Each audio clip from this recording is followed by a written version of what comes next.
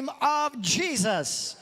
We welcome you this morning, everybody, beloved brothers and sisters, every one of you who's following us from different parts of the world, those of you who are part of this ministry in Kenya, Uganda, Pakistan, Gozo, Italy, we greet you and we welcome you. May God richly bless you in Jesus' mighty name. And get ready to receive a word to completely change and transform your life forever. Let's pray. Pray together with me. Say, Heavenly Father, I'm ready to receive your word. Speak to me. Let your word invade my heart. In the mighty name of Jesus. Let revelation flow. Let transformation take place. As I receive your word, O God, I boldly declare, I am what the Bible says I am. I can do what the Bible says I can do, and I have what the Bible says I have. I boldly declare I will never be the same again. In Jesus' mighty name. Holy Spirit, speak to me. Operate in me. And have your way in me. Today and forever. In Jesus' glorious and mighty name. Amen.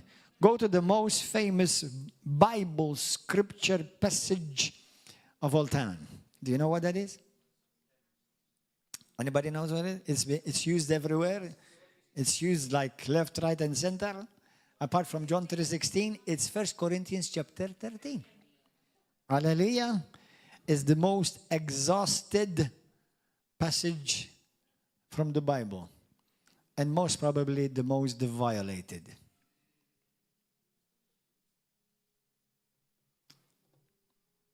Amen.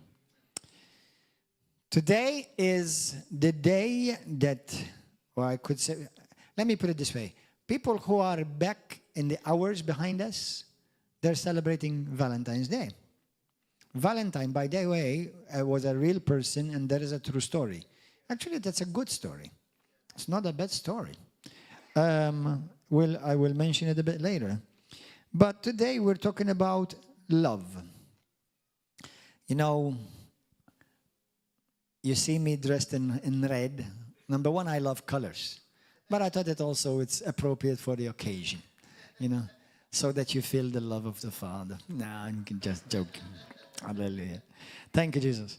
But, you know, we attribute red normally to passion and to love.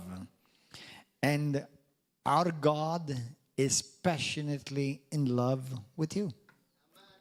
God loves you. How many know that God loves you? How many know God really loves you? Really love you. Amen. Thank God. Thank God. So I want to share with you some things on this special day. And especially since we've been talking about revival. And I want to thank God for revival. I want to thank God. I want to say there's so many things to say about love, really. It's inexhaustible. It's impossible to exhaust. Can I have you, sister, to share your testimony of what God did? And tell us what happened to you last week while you were here? Come and share quickly. Come up here quickly. Come. Because I think, you know, we've been sharing testimonies in many of our services. We've been sharing public services. What you had, what you suffered from, and how God healed you. Just tell us, because even when we hear about healings, it's actually healings are the manifestations of God's love. Did you know that?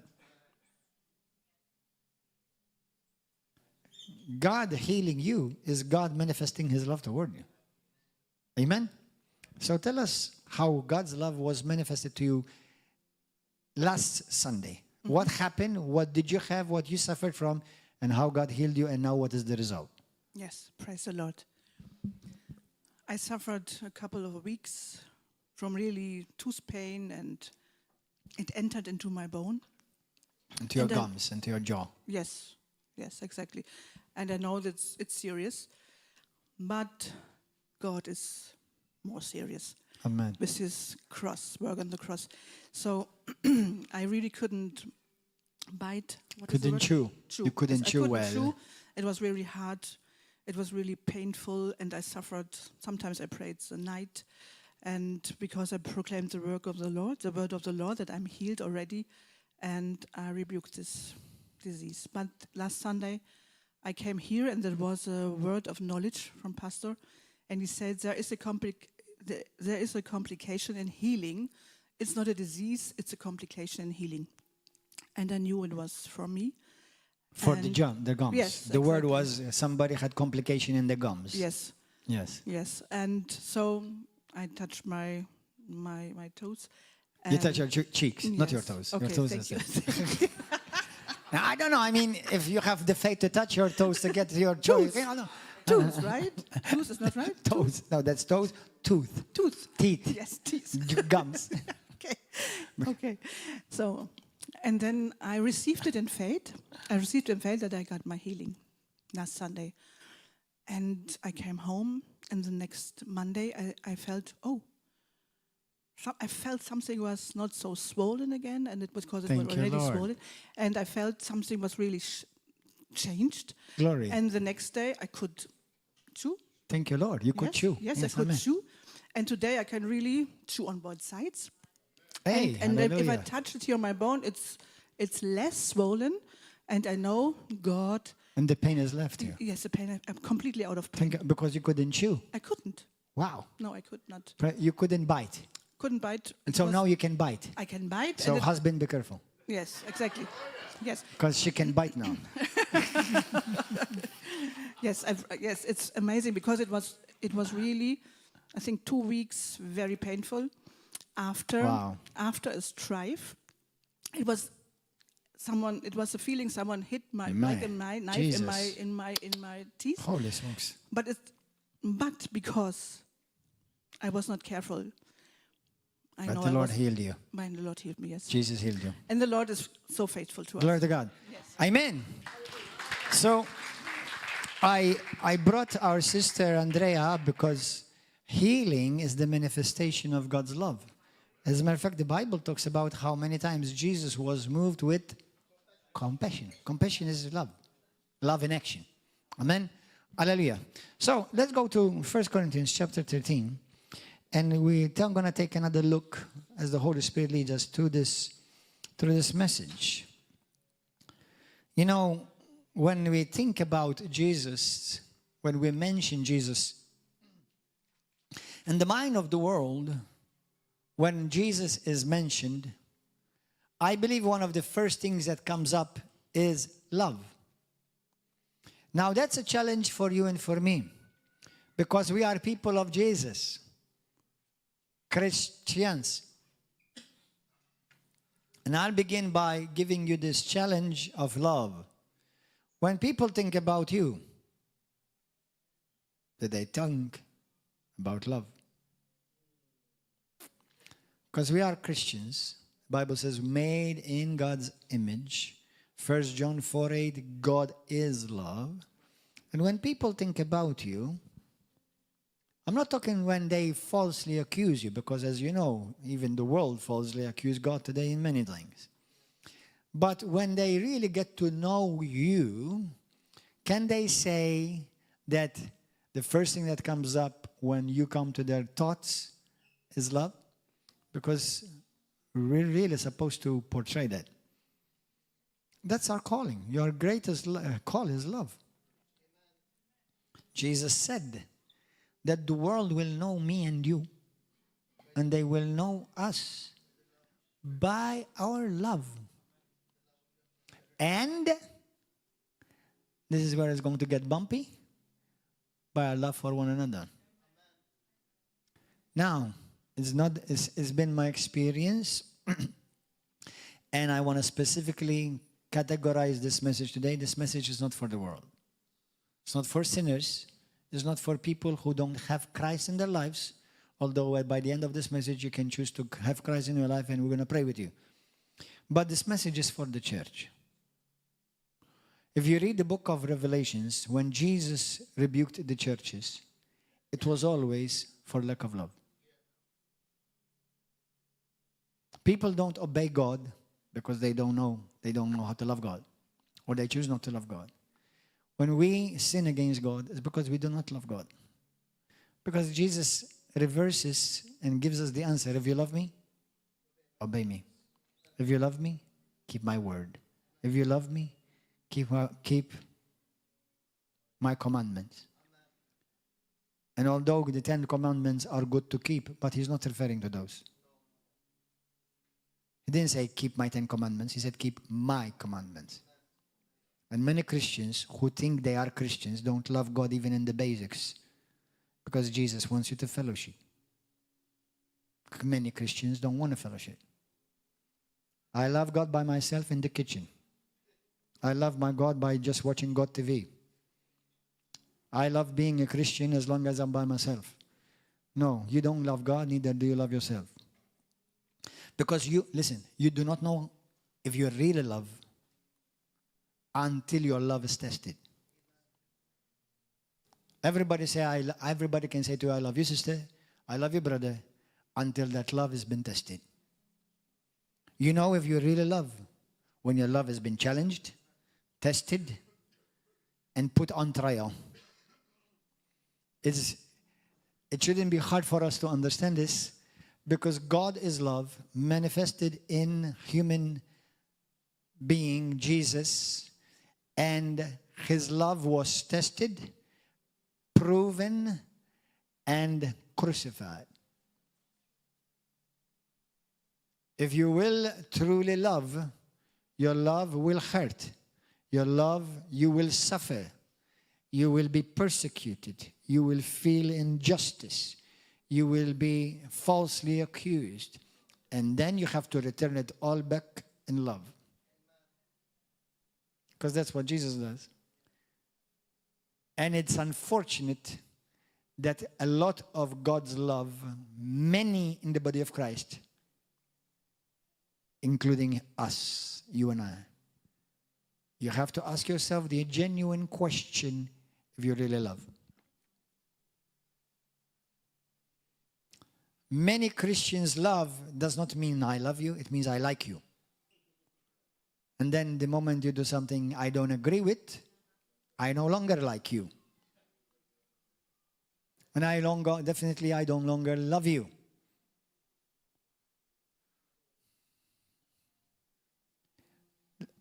We've heard it say, and it's the truth, love is not a feeling. Love is not a feeling. Although on Valentine's Day, many people, lovers, couples, although actually, to be honest, it shouldn't be just between lovers. It could be between a brother and a brother, a sister and a sister, like David and Jonathan. It doesn't have to be just romantic love. It could be true love. So, feel free that your brother, your sister, you share godly love with each other. And it's okay to say to your brother, I love you. It's okay to say to your sister, I love you. And you don't mean nothing perverse by it. The world is perverse. And if I say to my brother, I love you, which I say it to many, it's not because I'm gay. If I say to a sister, I love you, it's not because I'm hitting on her. Now, indeed, you have to be careful. There are boundaries. But because we're afraid of what many people think about us, and it's true. In the world that we live in, it's very easy to turn something pure and make it look perverse, even if it wasn't perverse. That's an unfortunate thing. That's an unfortunate reality. But because people normally see in you what's truly inside of them.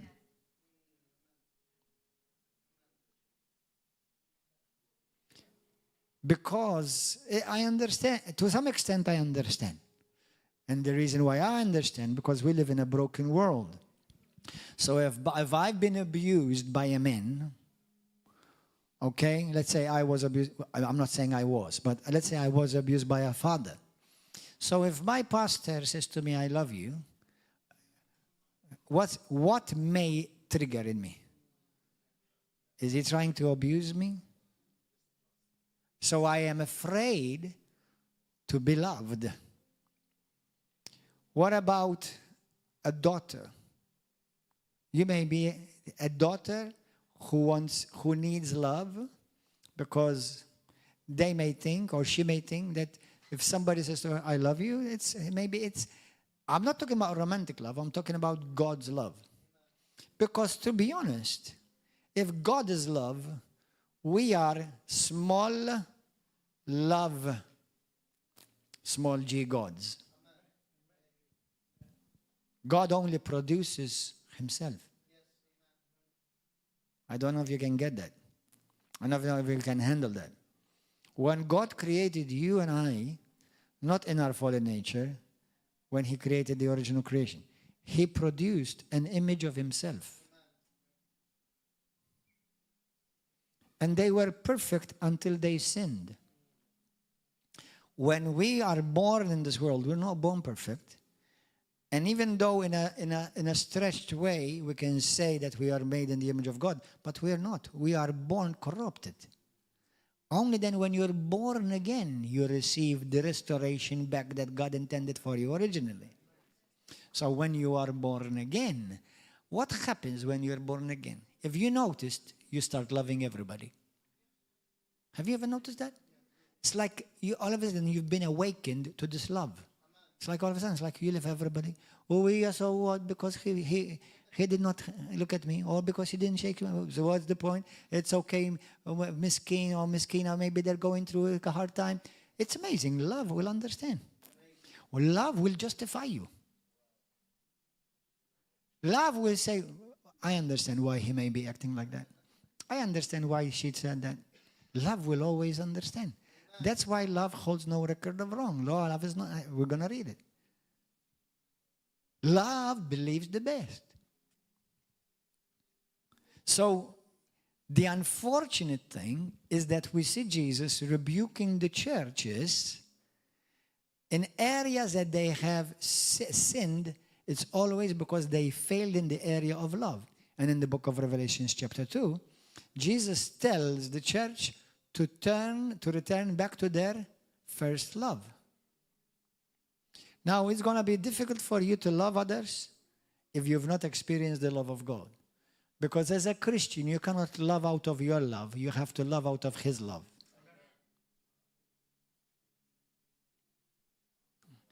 We don't know how to love. Listen, I don't care how sweet or nice or kind you think you are. You and I, without God's love, we're monsters. And we are self-preservationists. Are you understanding? What does that mean, self-preservationists? That means everything I do is with a selfish motive for me, to protect me, what I can gain, we're selfish. God's love is not selfish. God's love is the opposite. That's why humanity never experienced love until Jesus was manifested upon this earth. Nobody has ever known love until Jesus was manifested.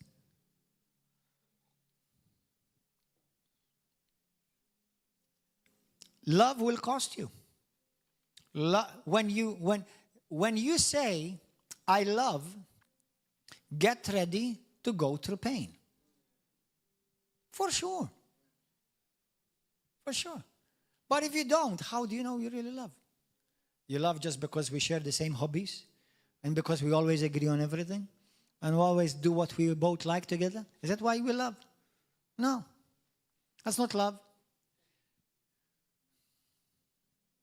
You know, when a man loves or when a woman of God loves, when both people who are truly of God love, you get ready right now to suffer. 100%. How many of you have loved somebody? Lift up your hand. How many of the people you loved hurt you? Do you know why they'd hurt you? Because you loved. Because if you didn't, you wouldn't give a caca. You wouldn't care. But you hurt because you loved.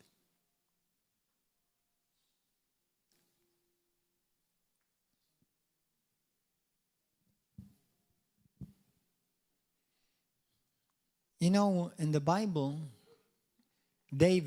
King David, the psalmist, He says various places, revive me according to your love. Brothers and sisters, God's love in you, Romans 5:5, the love of God has been shed abroad in our heart by the Holy Spirit. God's love in you is already present in you. The ability is already present in you. The willingness is not present. You have to choose every time. Did you get that? Me and you as a Christian have no excuse that we can't or we don't have the capacity to love. We have the capacity to love. You can love like God. Through Christ always. Because it is the love of God. Not the love of angels or the love of humans. The love of God. It's in our hearts. So as far as ability goes, we have no excuse. But willingness. Are you willing? Am I willing to let the love of God manifest through me? Am I willing? It's going to hurt you. It's going to cost you. You know how much? Everything. Everything. Some Christians even costed them their very life. One day, this is a true story, in the Second World War, when the Nazis, Hitler with his diabolical army were killing millions of people, there was one Christian who had the revelation of God's love. And he was taken captive by the Nazis, and they were torturing him. And while one soldier was torturing him, he looked at him and he said to him, he said, "You think you've got power over me?" I said to him, "The real power is mine, that I can still love you, pray for you while you torture me." That's love. That's God's kind of love. When you and I have sinned, did God stop loving you? Can I tell you a mystery that I've noticed about myself? For 20 years pastoring and 30 years in Christ, I've noticed that God at times allowed me to be used by His grace more when I was weaker and I was down. Not when I was stronger and fasted and prayed and didn't sin. It's almost like God is saying to you, number one, we know that God does not love us because of our performance. His love is not motivated towards you depending upon how you respond back. It's almost when you are weak and when you messed up, it's almost like God is saying to you, I have not left you anyway. I still love you anyway. My love for you has not changed in any way. Human love is I love you as long as you love me, as long as you please me, as long as you do what I want, as long as I agree with you, I love you. God's love is I love you no matter what. Human love is I love you as long as. God's love is I love you no matter what. Think about it. Every time you and I have sinned, it's always we violated love. Always.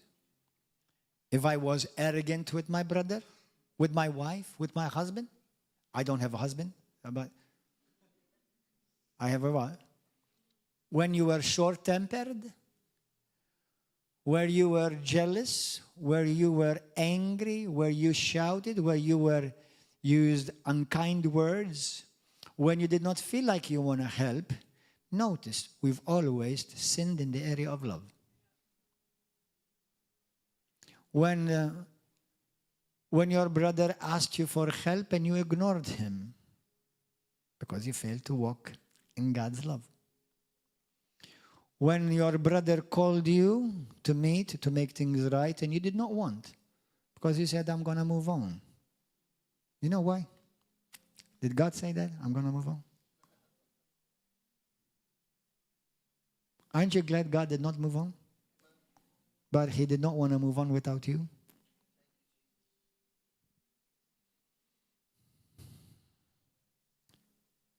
The worst kind of love is not in the world. It's in the church. Why? Because the world, you can't expect them to manifest God's love. But the church should.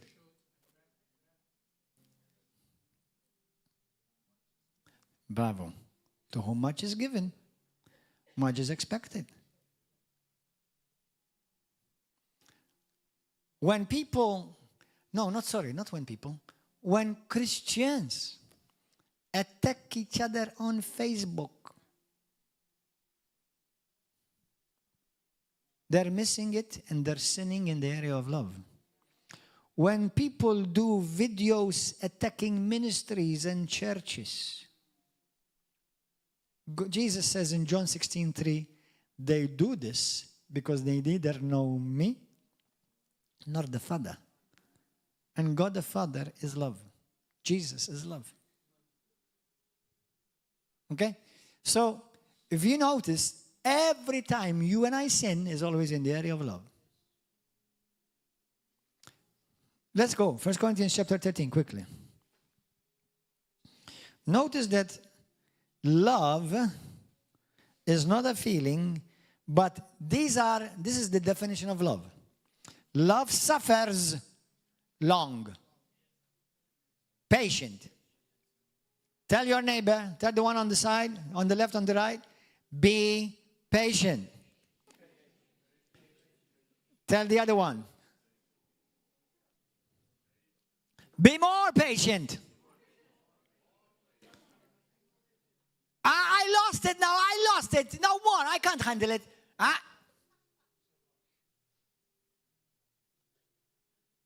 Did God do that with you? How patient should you be with your brother and sister?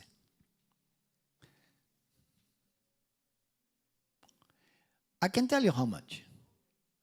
As much as God is patient toward you. That's how patient you should be with your brother and sister. Do you know why marriages break? Because love failed. God's love failed.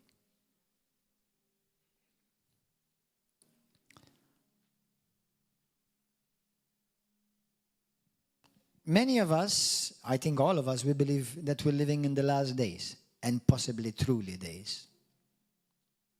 Possibly very much truly days. The way things are going around us. And do you know what Jesus says? We're going to look at it in a moment. The love of many, actually, the love of many Christians will grow cold, will hate one another.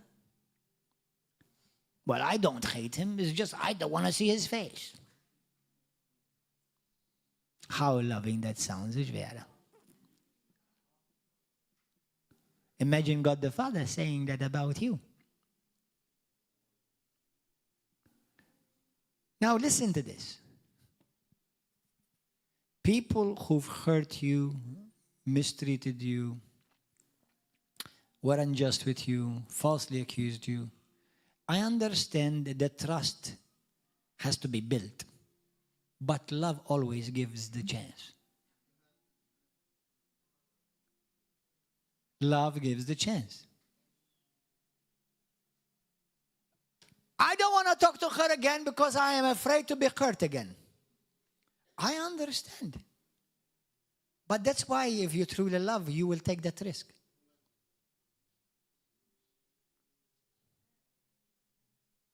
understand.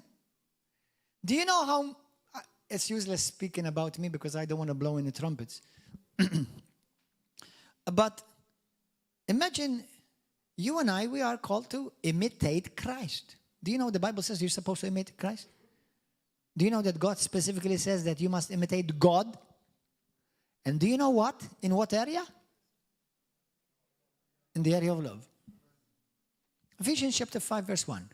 Be imitators of God as children who love like God. As beloved children. As children have been loved, love others like God loved you.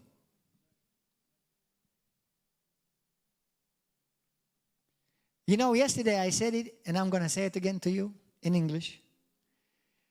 I love preaching about casting out of demons. I love preaching about our authority in Christ. I love preaching about the baptism of the Holy Spirit, the gifts of the Holy Spirit, and the power of God. And we've seen it, hallelujah, and we've seen it many times. I love preaching about the kingdom of God and divine order. I love that because I believe I serve a God of order, not of disorder. The most difficult message for me is this one. The most difficult message to preach is this one. And the most difficult message for you to live is this one.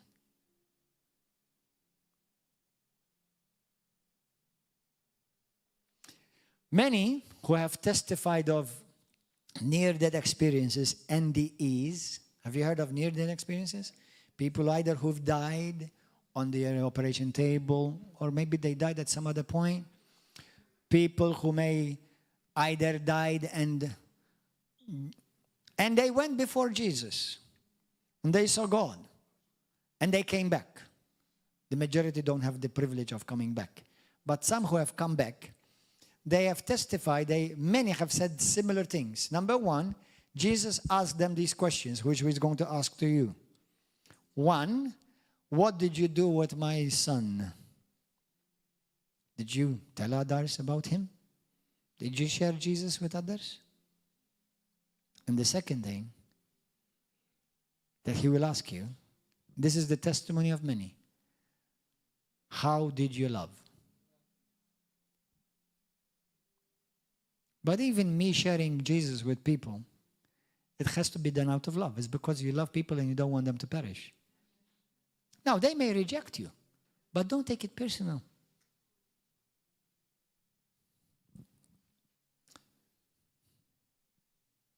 1 Corinthians chapter 13. Love is patient. Love is patient. People divorce. Christians divorce because they're not patient. They want their husband to change the next day, the next week. They want their wife to change the next week. Or I'm going to give you till the end of this year. Now, there are few situations which God will justify you. But I heard a story recently of a woman who met Christ, who had, as a Catholic, she always loved God in her way, but about 7 years ago, she had an experience with Christ, and she started following this ministry. And she spoke to me, she said to me, my husband started abusing me, and I still forgave him and gave him a chance. Then he betrayed me and he committed adultery, but I still gave him a chance. And I was like, wow, it's difficult, man. Their marriage ended, not because she ended it, because he left and he decided to go and live in sin with another woman. You cannot have a marriage then.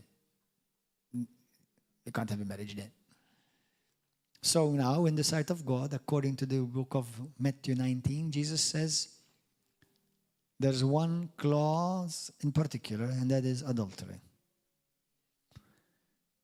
Now, we as Christians, if your husband, your wife, they sin in that area, you don't leave them right away. You still have to first seek what? Reconciliation. You've been given the ministry of reconciliation. Am I saying it's easy? No. But Do you know that we're married to Jesus? Do you know how many times He forgave you too? Am I saying it's easy? No, it's not easy. No, it's not easy. But if obviously somebody chooses the lifestyle of going on with another man or another woman, you cannot have a marriage because now one is serving the devil, the other one is serving God. Then marriage is done. Because the covenant is broken with God and as well as with the spouse. So that marriage is over. However, many marriages don't break because of adultery.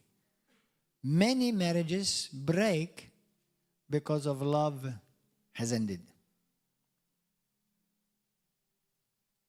Many marriages that I've seen break, it's not because of adultery, because he or she went with another man or woman. It's because there is no agreement and because they cannot tolerate each other anymore, because they argue and they say, I can't agree. We don't see the same anymore. Or I don't longer, Pastor, I have no feelings for her anymore.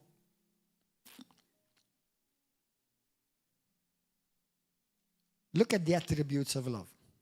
1 Corinthians 13. What love is. Love is kind. Love is patient. Love does not envy. Love does not parade itself. Is not puffed up. Is not prideful. Does not behave rudely. Does not seek its own. Many Christians sin in this area. They seek their own interests. But Pastor, I don't want to be hurt anymore. You don't have to be hurt. You see, there are things, for example,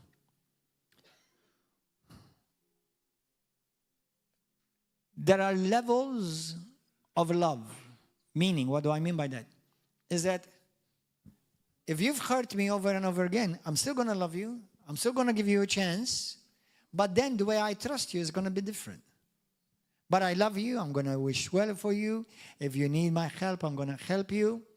But the thing is, I am not going to abandon you. I will still talk with you unless you insist on continuing to do evil. But it's not because I stopped loving you. It's because you have disqualified yourself. Many people are in hell not because God stopped loving them. They've disqualified themselves. They did not want God's love. When you have people, this is the thing is, as a pastor, as 20 years of pastor, I've seen people that I picked up from dirt, from filth, from demonic bondages, family infested with demons. I've picked up people who were in complete demonic filth. I've seen people that restored with the love of God. And then themselves turn against a brother or a sister who may not have done 1/3 or 1/5 of what they've done when God showed them mercy. And I thought to myself, how quickly people forget what they came out of. How quickly they forget how much grace was shown to them. How quickly they forget that she was delivered from demons, that she was slithering on the floor and wanted to kill her cohabiting boyfriend. And then we brought them here and God restored them and God blessed them. And then they grab the stones and they want to stone a brother or they want to stone a sister. Wow, how quickly they forgot.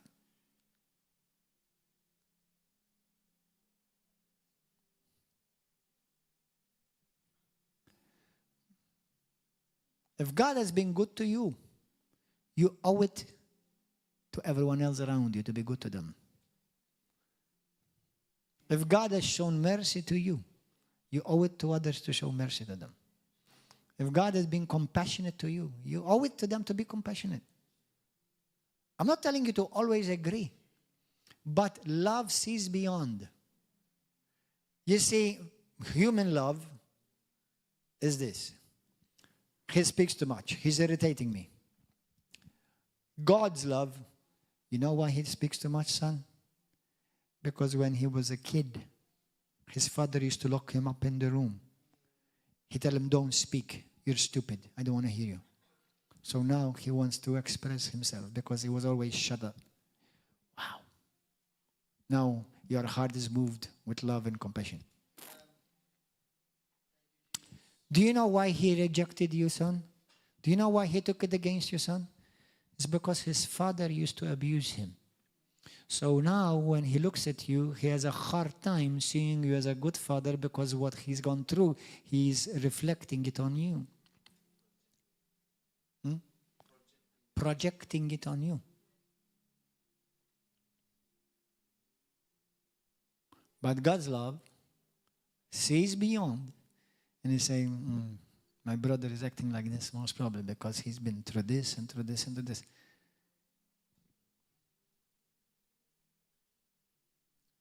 That's why love believes the best. It doesn't say that love agrees with everything, but believes the best. Why do I believe the best?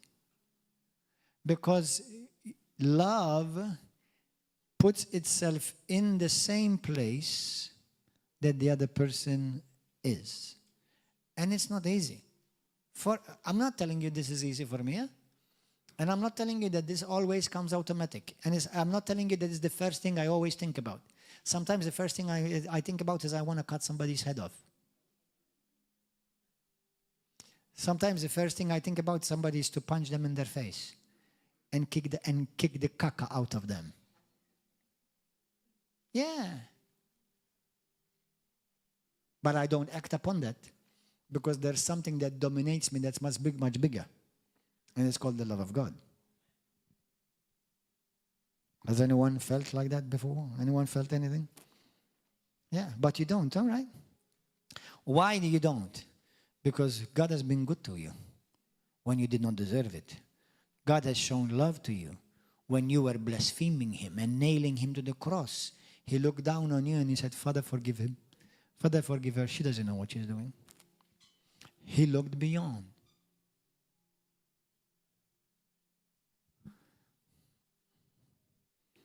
And that's the love that me and you are called to manifest. So my prayer is not love. Lord, give me your love. I already gave you everything. Lord, teach me to manifest your love. Teach me to manifest. And I'll tell you, get ready this week. Get ready this week. Because now that we're talking about it, oh boy, the devil is going to make sure and check if you really listen to the pastor's preach.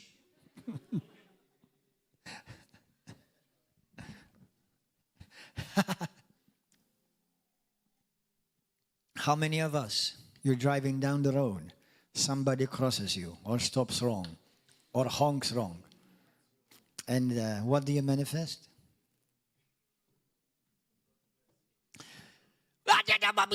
You're speaking in tongues. And remember, he doesn't hear you a word, okay?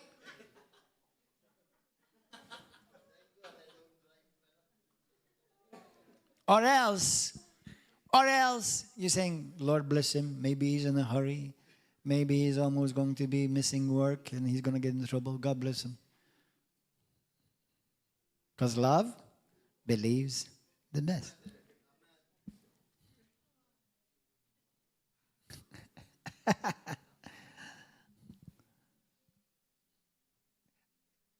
Take it.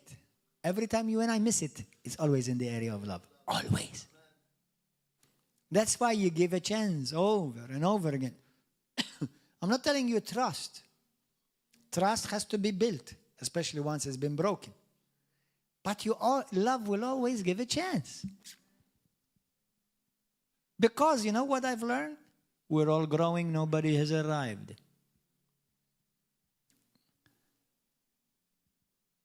I'm growing. But the thing is this, I want to ask you this. Are you growing up or you're just growing old? You only grow up the more you say no to self and yes to God's love. And what do we see in the church? Children, Christians attacking other Christians. How lovely. Christians criticizing a pastor, a brother, a sister on Facebook. Now, I don't know if any one of you have ever thought about this. I've thought about this. Let's say you've posted a post on Facebook attacking a brother or a sister or a pastor, and you die. Who's going to erase that sin? Because that's put the fear of God over me. Who's going to erase that sin? The hate that you've generated against a brother and a sister. And you've caused others to hate a brother or a sister that the brother you're generating hate against, actually, he did good to him or her. And that's called witchcraft in the church.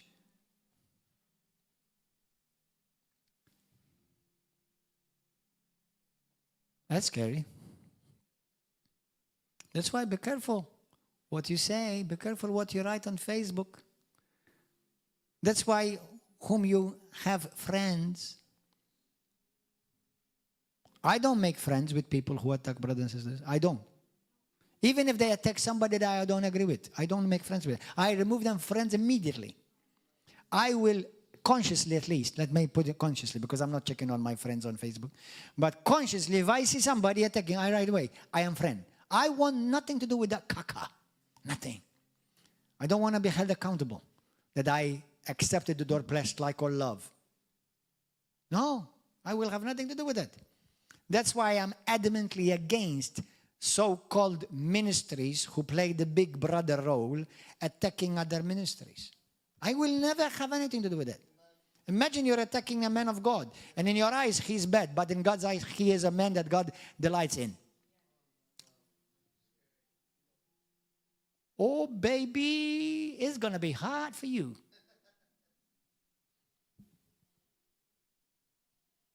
Listen, when people were despising David, you know, David's wife despised him because she danced before the Lord.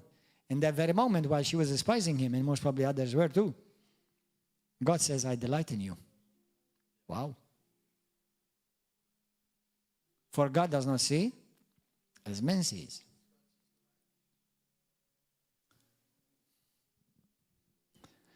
Amen. Speak to us, O God. Revive us according to your love. Love does not behave rudely, does not seek its own. Oh, yeah, I love you, brother. I love you, pastor, especially because you give me the pulpit. Because you gave me a platform. And I love you, pastor, because since I've preached at your church, now I have so many likes and so many shares. People who preach on this pulpit, we better be careful. Because many people have been swallowed by hell who preached on this pulpit.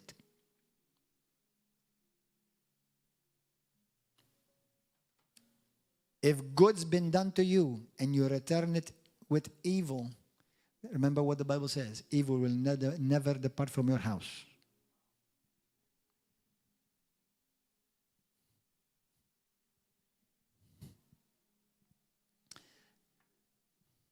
If you've spent time calling brothers and sisters to turn them against a brother or a sister or a pastor, let me tell you that now, boldly, you've been swallowed by hell until you repent and make things right.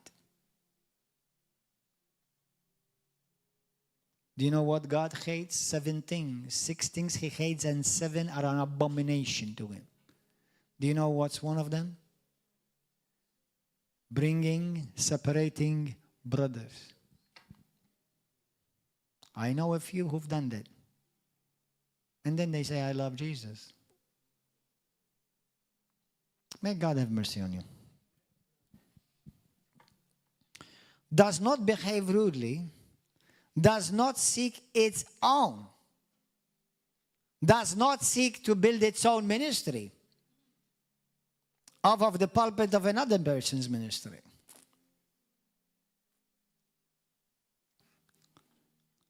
Is not provoked, it thinks no evil, does not rejoice in iniquity, but rejoices in the truth. Have you ever heard Christians, finally God found him. Be careful if you see a brother who got sick or a sister who got sick and say, I don't know. Don't you realize that your heart is being revealed when you talk like that? If you rejoice or you say, finally God found him. Finally God reached him. Do you think God is against him and in favor of you? Do you think God hates the brother that you hate? That's why you always do everything in your strength to make things right. You cannot make others do things right. But for me, as far as it depends on you, do everything that depends on you to make things right. Hallelujah. Bear all things, love bears all things, believes all things, and hopes all things. Love endures all things. Go to Matthew 24.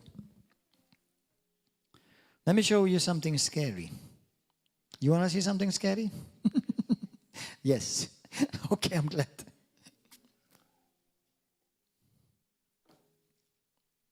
If a brother hurt you, do you know, listen, I know, there are many people in my life who, because they're humans, they're weak, they were dumb, like I was many times. They've hurt you. But not everyone who's hurt you wanted to hurt you. Sometimes they hurt you simply because they're humans. Are you understanding this? Now, there are some wicked people in the world, and they love hurting you. You still have to love them, bless them, and pray for them. And you have to do it in a genuine way, because God knows if you really mean it or you're fake.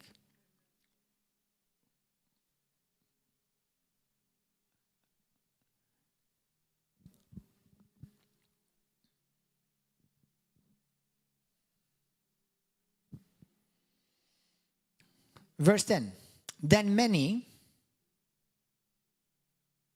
people, and specifically many Christians, and the reason why they are Christians, apart from that Jesus Christ is talking to his own disciples, he's not talking about the world, he's talking about his people.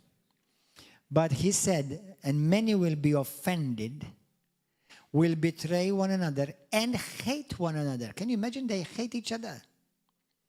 Then many false prophets from those who've been offended. That's why be careful who prophesies over your life.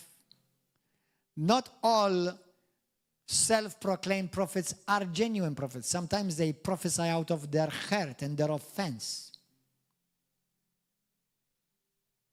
That's why when I hear of a prophet or an apostle or a pastor, whom are you under? Who's your spiritual covering? Who is your spiritual father?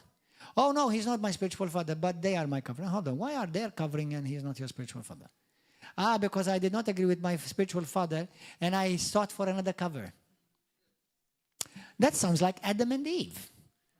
They rejected God the Father and they went and made leaves for themselves, another covering. Oh, we'll talk about that one day. Don't worry about that. We'll talk about that. You mean you found a covering from YouTube? That's really loving. You really did everything that love requires of you to make things right, didn't you?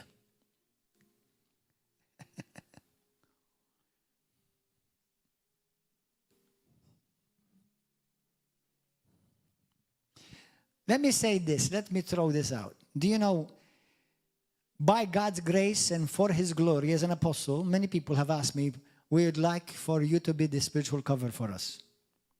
Many have asked me. I'm telling you the truth. Many have asked me. Do you know the majority, 99%? I tell them no. You know why? Because I did not raise them. And another thing, why? Because many of them have left their pastor or their spiritual father. And I don't want to, I'm going to use a very big word. I don't want to bastardize children. If he comes to me from nowhere, he says to me, Pastor, we've been watching you on YouTube. Can you be our spiritual covering? Who raised you? Who discipled you? Then he should be our spiritual covering. Well, some of you are saying, but Pastor, I come from a different nation. Now I'm in Malta. Even if you're in Malta and from a different nation, make sure you're left from under your father's covering. Not left from under his covering, actually, because you never leave. But because you're no longer in the church, you're no longer in the nation, you ask him to give you a blessing. Do things right. Not here if you're in Malta. Malta nowhere is far.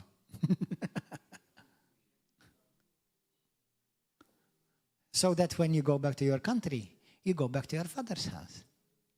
That's another message. I just want to throw it out for no extra charge. Anyone okay here? Anyone is learning something? Is the Holy Spirit speaking? Amen. Hallelujah. Praise God. Now, obviously, if your actual spiritual father passed away, I understand as well too. There are situations like that. But if your spiritual father raised you, loved you, was patient with you, discipled you, and said something because you did not agree,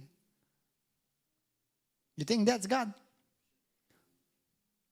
That's why many people are not building on a strong, righteous foundation. They're building on sand. And the blessing will never stick. Okay. Hallelujah. Then many false prophets will rise up and deceive many, and because lawlessness will abound, the love of many Christians will grow cold. What they will do? They will betray one another, and they will hate one another. Have you seen Christians hate one another? Lift up your hand. Isn't that sad? Isn't that really sad? And how worse it is when somebody hates somebody based upon what somebody else said.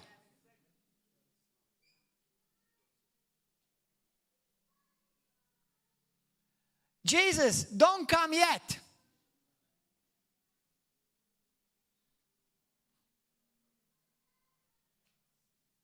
Amen. And hallelujah. Let me give you some points. We're going to finish and we're going to pray.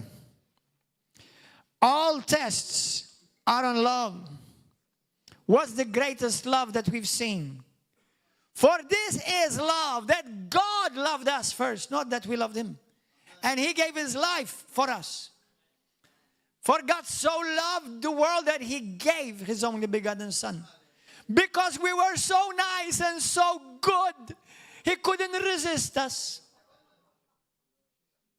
Is that why he gave his love? We were wicked. We were sinners. Blasphemers. Idolaters. But God still loved you. Do you understand that love? Because I don't.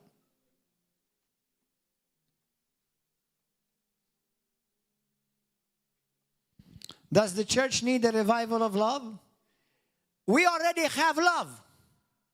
But we need to learn how to manifest God's love. Amen? Hallelujah. The I love you of many may just mean I like you. Because I gain something from you. Or because of you. Or because of your ministry. Or because of your platform. I gain. The kind of fake love, this kind will betray you and will let you down. It will not fill you. True love keeps on giving. True love keeps on believing. True love keeps on giving a second chance. It's not easy. Don't confuse with what you feel with what is inside of you. Our feelings will tell us the opposite. Forget him, forget her, give up. They will never change. You know what? Sometimes I see the selfishness of Christians in this area. I'll tell you why. It seems like some people, they want to talk to me to change me. Not to talk to me because they love me.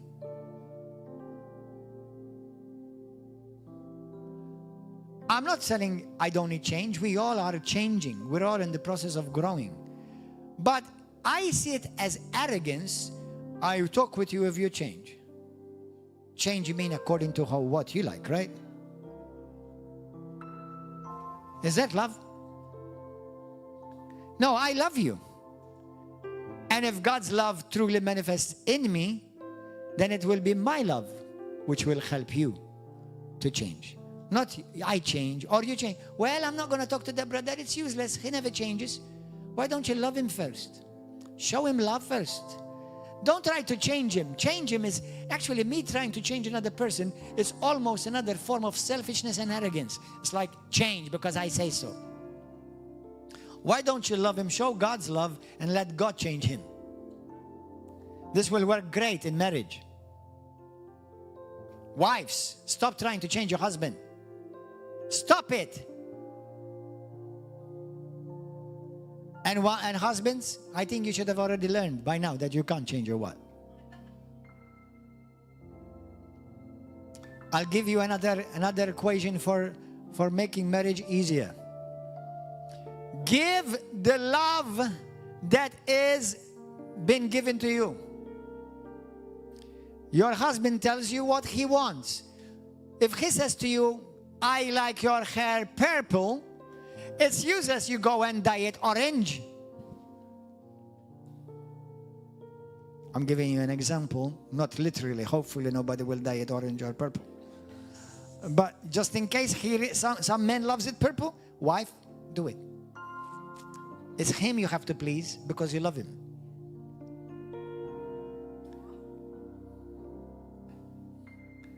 Okay? If your wife tells you, I love these certain flowers, but then you bring her a cactus because it lasts longer.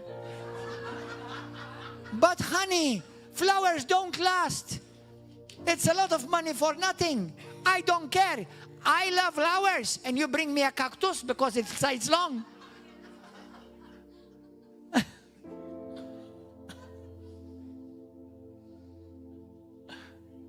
Husband, let me give you a powerful idea. Bring cactus with flowers on top.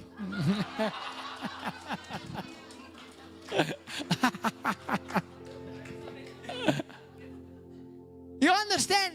Now, she cannot understand. Why does he bring me cactus when I want flowers? And he does not understand. Why is she mad? I'm bringing her something that she can enjoy it longer. Because you're giving both different love languages. So give her the language that she wants and she needs. And you, wife, give him the love language that he has been telling you about for many years. And you'll have a happy marriage.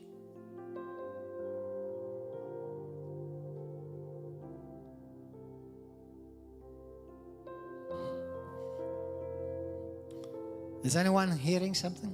Is anyone learning something? We can have a marriage seminar. Maybe it's needed. And I will be the first one to attend.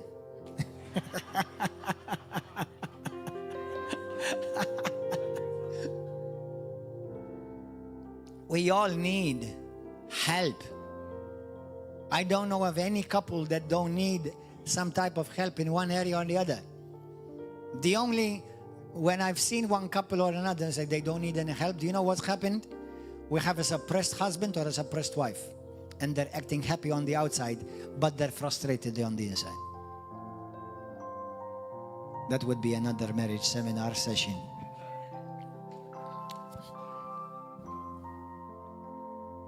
I know one couple right now. They're no longer together. And it's amazing. Oh, what a beautiful, typical couple. Look how much they love each other. And at home, they were killing each other. But in the church, they were acting so nice, sweet, and romantic.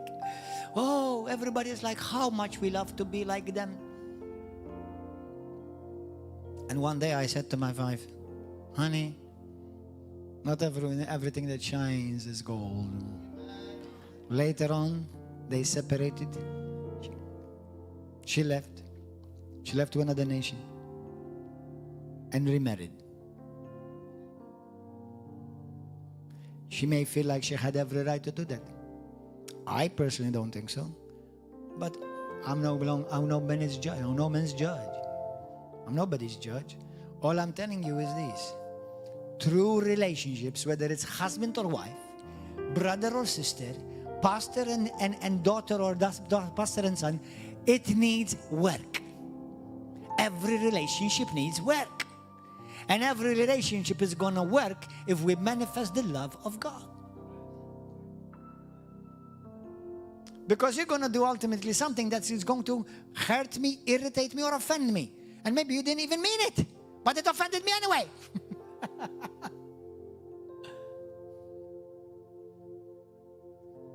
This is the hardest message I'm preaching all this year.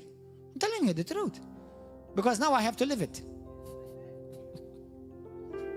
And so do you. Yeah. Hallelujah. True love keeps on giving, even if it does not receive back. True love never gives up and keeps on hoping for the best. The prodigal son. He left his father's house.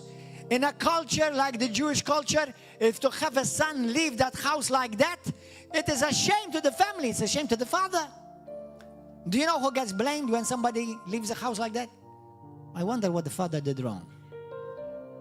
It's a shame to the father. He left, squandered his goods. Okay? Praise God, he came to his senses when he became hungry and found nobody to feed him. He's come back. And what does the father do? He receives him. He never mentioned his sin once. Did you notice that? Do we love God? Do we love like God? Do we love like God loves us? When your brother has missed it or hurt you, you keep on mentioning that sin. Husband and wife, you keep mentioning to him what he's done 10 years ago, or what she's done yesterday or the day before. Do we act like that? With one another, do we keep on bringing up the sin or the wrong or disagreement?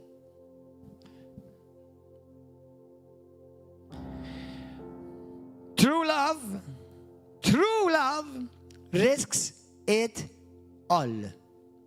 Look at Jesus on the cross. Even the one he suffered and died for abandoned him, but he still faced the cross right after he was betrayed. How difficult it is. Jesus did not die for us when everything was lovely, giving him a party and telling him how much they love him.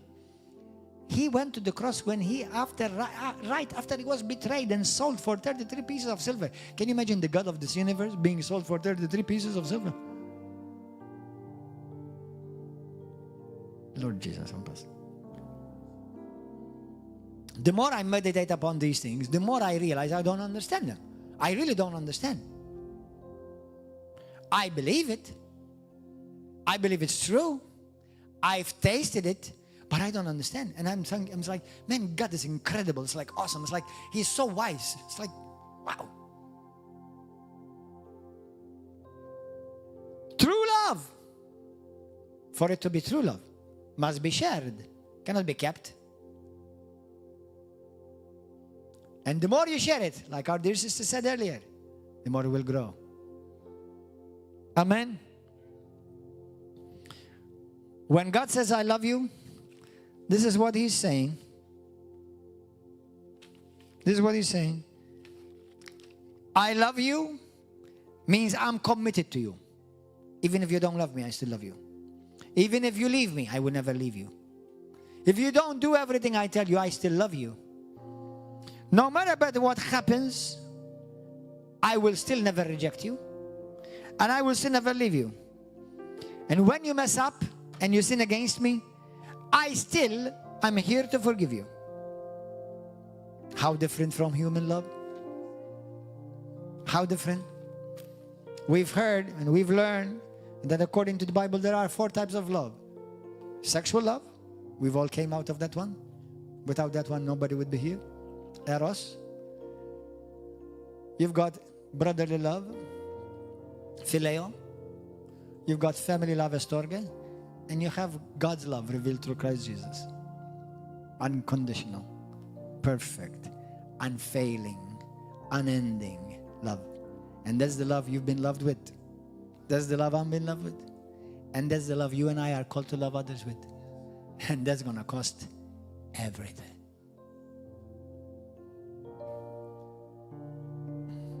Let's pray.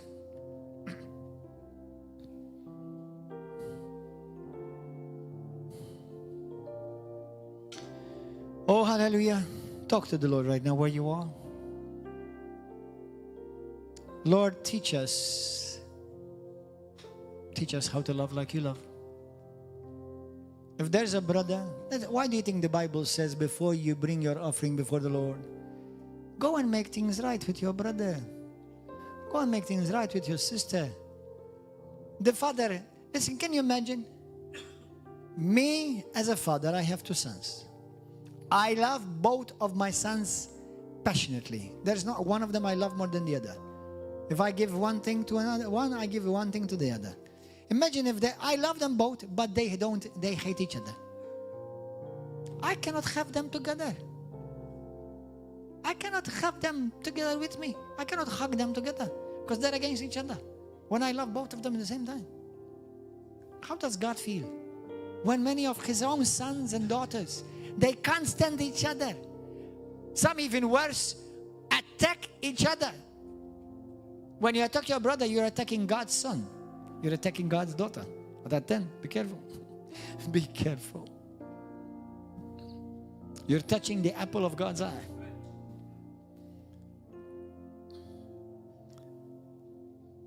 That's why love is humble. Love is never proud. Love is humble. I humble myself. I apologize. Forgive me. If you come to me, I forgive you. We make things right. We work on this relationship, whether it's friendship, brotherly, marriage. And we leave the past behind us. Not you leave your brother behind you, you leave your past behind you. Love never leaves anyone behind. But it leaves sin, wrong, that leaves behind. But your brother, you carry him. You love him. You support him. And it will be difficult. In the natural, it's difficult. Actually, sorry, in the natural, it's impossible. Only supernatural. So say this with me today. Say, Father, say it from your heart. I ask you today, after hearing this message, help me by your Holy Spirit to manifest your love with people who may not love me in the same way. They may not even love me at all or even show any love towards me. Jesus, teach me by your Spirit to manifest your love with my spouse, with my children, with the people at work, with my brother and my sister at church, with other Christians. Forgive me, God, where I've done something to hurt my brother or my sister consciously or unconsciously. Lord, teach me and show me where and what I need to make right before you in your eyes. Lord, your word says that I have been created in the image of God.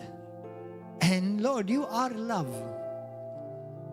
I don't understand this love with my mind, with my brain, but I believe that your love is in me. And I am a child born of the love of the Father. Help us to manifest your love, Lord. Help me to manifest your love. Even with those, especially those who may not understand and may not know how to truly love. Holy Spirit, Spirit of love, possess me right now. Dominate my life. That from now on, whatever I do, whatever I say, will be always done out of the love of God. Remind me of this truth daily, regularly. Today I renounce hate. I renounce resentment. I renounce anything that will try to make my love grow cold. I renounce jealousy. I renounce strife. I renounce everything, Lord, that grieves you and limits my love for you and for the ones that you love. From now on, in Jesus' mighty name, I pray this. I can do it. And by your grace, I will do it. Amen and amen. Now, if there's anybody that needs healing, let the healing power of God flow in you. Lord, you are teaching us how to walk in your love truly, not with words only, but with deeds. I ask you now, Father, anyone who may be suffering sickness or disease in this place, let your love be manifest in them in Jesus' name.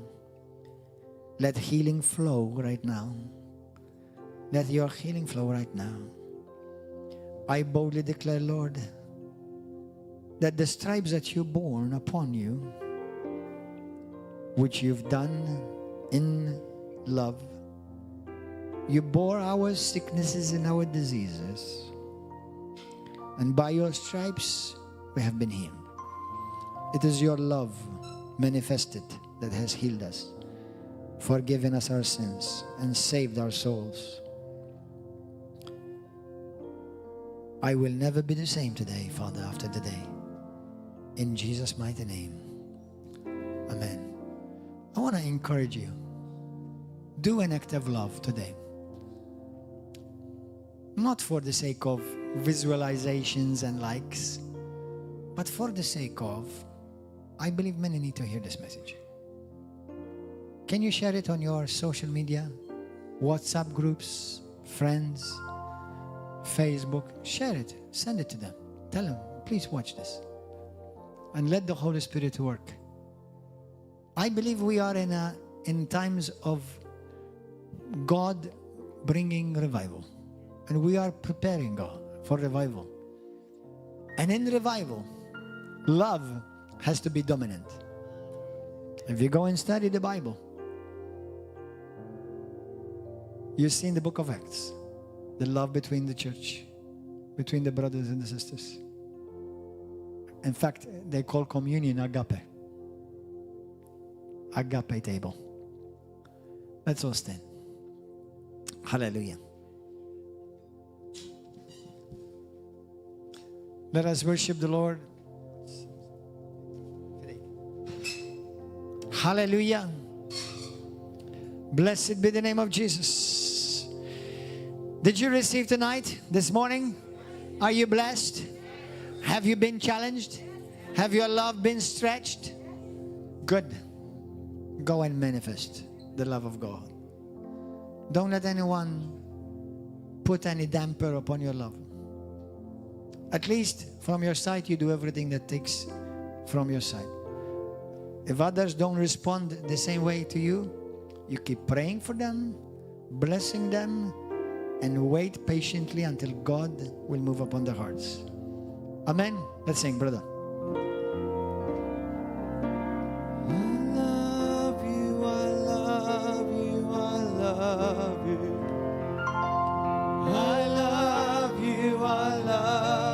I love you.